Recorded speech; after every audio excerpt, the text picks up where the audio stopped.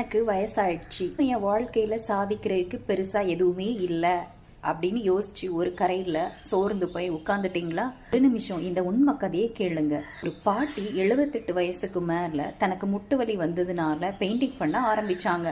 அவங்களுடைய பெயிண்டிங் எல்லாம் சாதாரணமா ஒரு மருந்து கடையின் ஜன்னல்ல தொங்க வைக்கப்பட்டிருந்தது. அதை ஊர் மக்கள்லாம் பார்த்துட்டு நல்லா இருக்கு அப்படின்னு சொல்ல அதை ஒரு பெரிய எக்ஸிபிஷன்ல வச்சாங்க. இன்றைக்கு அவங்களோட ஒரு பெயிண்டிங் மட்டுமே பல கோடி ரூபாய் மதிப்பு பெறுகின்றது. அந்த பாட்டி வேறும் யாரும் இல்ல, அமெரிக்காவில் வாழ்ந்த புகழ்பெற்ற ஓவிய கலைஞர்கள் ஒருவரான 101 வயது வரை வாழ்ந்த கிராண்ட்மா மோசஸ் அப்படிங்கிறவர் தான். இதை போலத்தான் ஒரு 65 வயது முதியவர் வெறும் $105 கையில வச்சுக்கிட்டு இன்று உலகமே விரும்பி சாப்பிட்ற ஒரு மிகப்பெரிய சாம்ராஜ்யத்தை உருவாக்குனாரு அப்படின்னு சொன்னா உங்களால நம்ப முடியுது? அவருடைய 0 to ஹீரோ வாழ்க்கையத்தான் நான் ஒரு காணொலியா வெளியிட்டு இருக்கிறது. கீழே இருக்கு கதை எண் 88. அதை பிரஸ் பண்ணி பார்த்து என்ஜாய் பண்ணுங்க. தேங்க்யூ.